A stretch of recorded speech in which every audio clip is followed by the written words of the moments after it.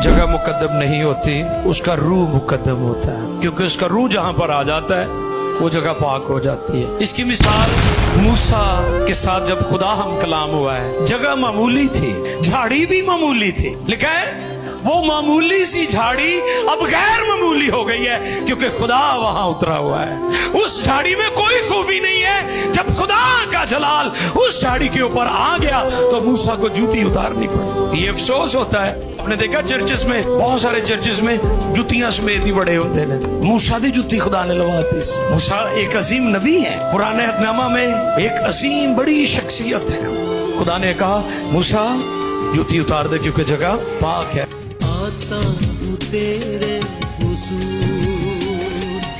देखता तेरा जलाल, साए में तेरे कुदूस।